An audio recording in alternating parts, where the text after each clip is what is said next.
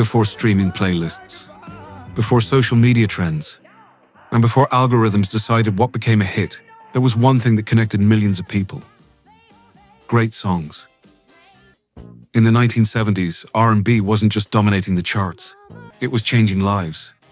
Every record carried a story, and behind some of the decade's biggest classics were moments of heartbreak, determination, luck, and pure musical genius. Some of these songs almost never got recorded. Others were rejected before becoming timeless hits. One was inspired by personal tragedy, while another was written only minutes before the recording session began. Today, we're going beyond the music to uncover the fascinating stories behind 10 unforgettable songs that helped define an era. Welcome to Legacy in Stereo. If you love classic R&B, soul, and the incredible stories behind the music, don't forget to subscribe and join us as we celebrate the legends who created the soundtrack of our lives. Now let's begin. Number 10. If you don't know me by now, Harold Melvin and the Blue Notes, 1972. Like I trust in you. Some of the greatest songs in history weren't written for the artists who made them famous. When legendary producers Kenny Gamble and Leon Huff wrote If You Don't Know Me By Now, they intended it for another group. After the song was passed over, it found its way to Harold Melvin and the Blue Notes, a talented Philadelphia group that had spent years searching for a breakthrough. Now, baby, I know. What the group didn't realize was that this single would change everything. Their newest lead singer, Teddy Pendergrass, delivered the lyrics with such emotion that listeners immediately connected with the record. His powerful voice made the song feel less like a performance and more like a real conversation between two people trying to save a relationship.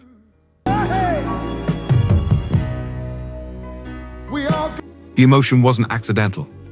Gamble and Huff were drawing from real relationship struggles in their own lives, giving the lyrics an honesty that couldn't be manufactured.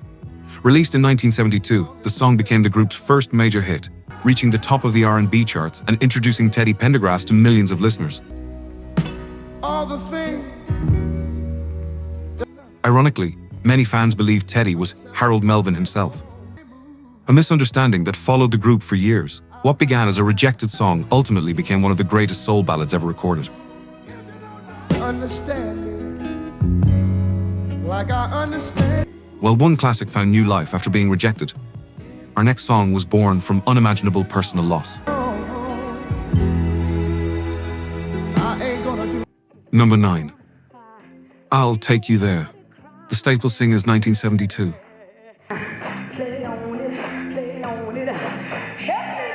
Behind one of the happiest songs of the decade was one of its saddest stories. After the tragic death of his younger brother, Stax Records executive Labelle searched for comfort during a visit home to Arkansas.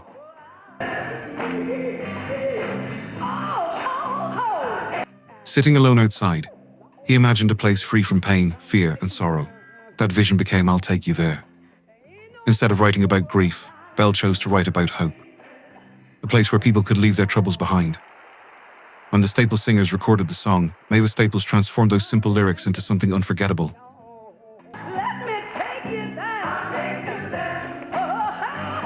Her gospel roots gave every line warmth, conviction, and soul. The production also broke new ground by blending American soul with a reggae-inspired groove, creating a sound that felt completely fresh for radio audiences. The result was a #1 hit and one of the defining songs of the decade.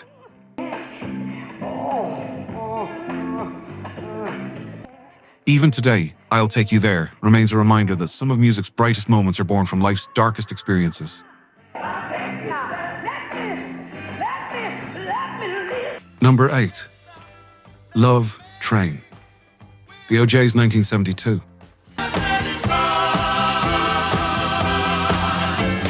It's hard to believe that one of soul music's greatest anthems was almost recorded before its lyrics were finished. When the O'Jays arrived at the studio, producers Kenny Gamble and Leon Huff had completed the music, but they were still writing the words.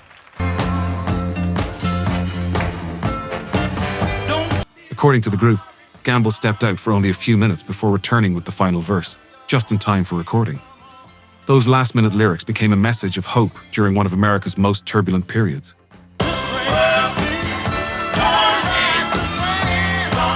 Instead of singing about romance, Love Train invited people from every nation to come together in peace, regardless of politics or nationality.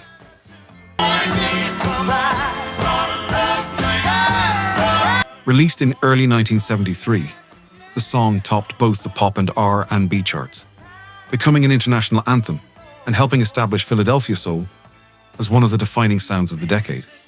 More than 50 years later, its message remains just as relevant.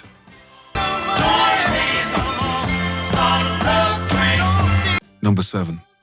Lady Marmalade. Labelle 1974.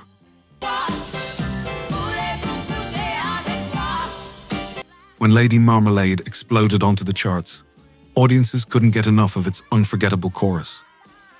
But there was one problem. Most Americans had absolutely no idea what the famous French phrase actually meant.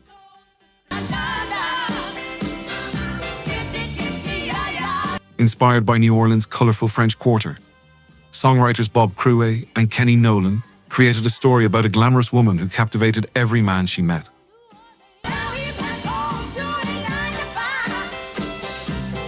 The song was first recorded by another group and received little attention before producer Alan Toussaint recognized its potential and introduced it to Labelle. Patti LaBelle, Nona Hendryx, and Sarah Dash transformed it into something unforgettable.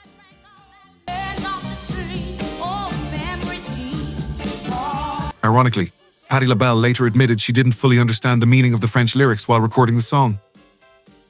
It wasn't until after the record became a hit that she learned exactly what audiences had been singing. Backed by members of the legendary funk band, The Meters, Lady Marmalade became a #1 smash and remains one of the boldest and most recognizable songs of the 1970s. Number 6. Ain't No Mountain High Enough. Diana Ross, 1970. Just call my lover one of these old days. If you should... Leaving the Supremes was one of the biggest risks Diana Ross ever took. Although she was already one of Motown's brightest stars, launching a solo career meant proving she could succeed without the group that made her famous. Songwriters Nick Ashford and Valerie Simpson believed they had the perfect song.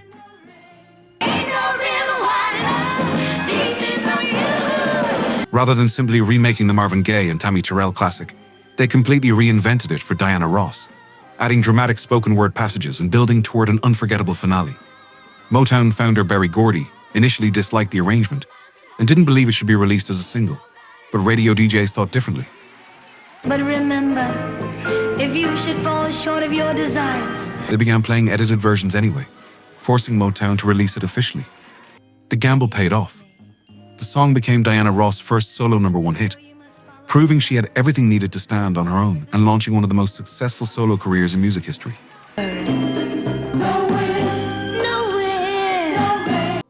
Number 5. Family Affair. Sly and the Family Stone, 1971.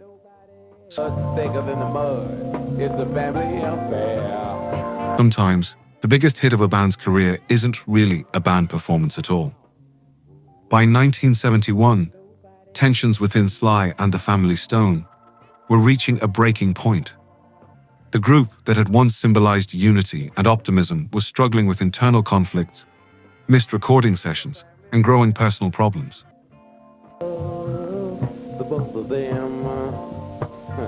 Instead of relying on the full band, Sly Stone took control.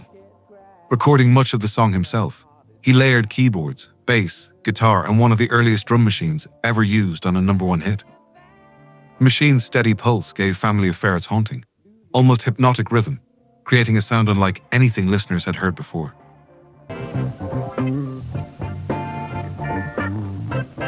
The lyrics reflected the band's reality. Rather than celebrating family, the song explored loyalty, division, and the complicated relationships that exist behind closed doors.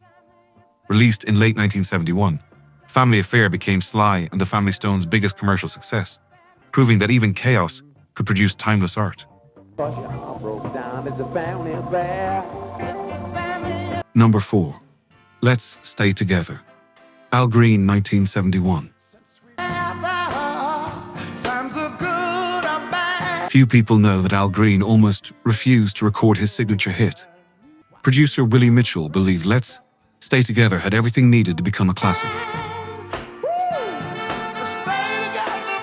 Green wasn't convinced. Although he wrote the lyrics in only a few minutes, he spent days questioning whether the song was good enough. Even after entering the studio, he reportedly recorded take after take, searching for a version that felt right.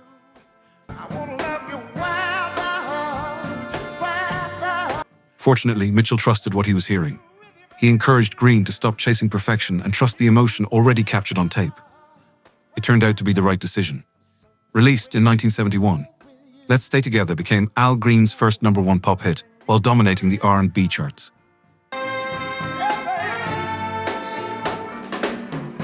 Its smooth production, heartfelt vocal, and effortless elegance helped define the sound of Memphis soul throughout the decade. More than 50 years later, it's still considered one of the greatest love songs ever recorded. Number 3. September. Earth, Wind and Fire, 1978.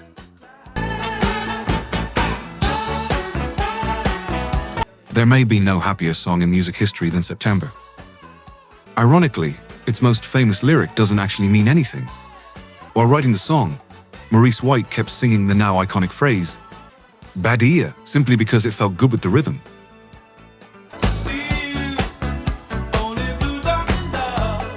Co-writer Ali Willis expected those placeholder words to be replaced before recording was finished. They never were.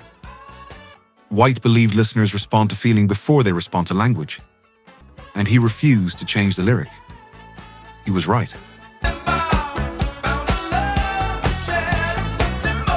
Combined with irresistible horns, infectious rhythms, and Earth, Wind and Fire's unmatched musicianship, September became one of the defining songs of the disco era while remaining rooted in classic R&B. Today, it's impossible to imagine weddings, family reunions, or celebration playlists without it. Sometimes music doesn't need to explain itself.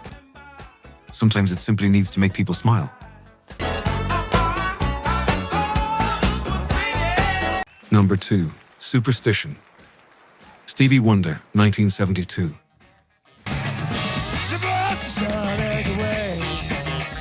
Every legendary riff has a story. The unforgettable groove behind Superstition began during a casual studio session with British guitarist Jeff Beck. The original agreement was simple. Stevie Wonder would write a song for Beck's band, and Beck would contribute to Wonder's album.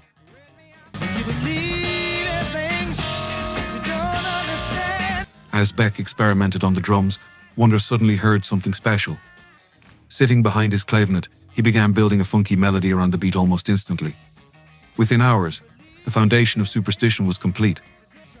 The plan was for Jeff Beck to release it first.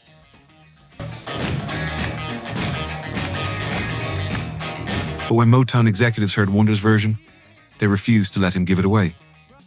They knew they were listening to something extraordinary. Released in 1972, Superstition became Stevie Wonder's first #1 pop hit in years and introduced the clavinet to mainstream audiences, helping redefine the sound of funk and modern R&B. Its influence can still be heard in countless recordings more than 5 decades later.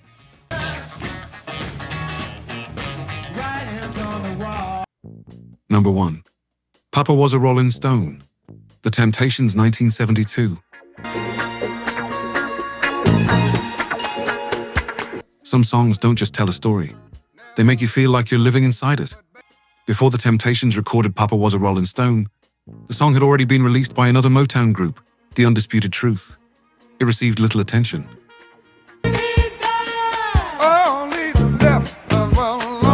Producer Norman Whitfield believed the composition deserved another chance, so he completely reinvented it.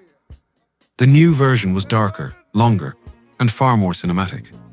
Its haunting bass line, dramatic orchestration, and patient build created an atmosphere unlike anything else on the radio. Lead singer Dennis Edwards reportedly felt uneasy when he first heard the lyrics because they reminded him of painful memories involving his own father.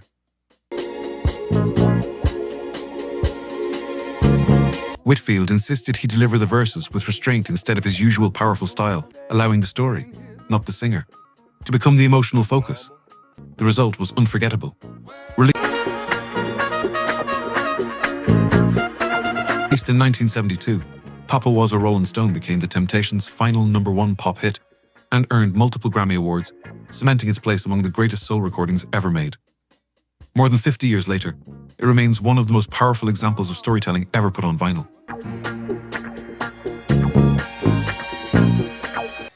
The 1970s gave us more than unforgettable songs.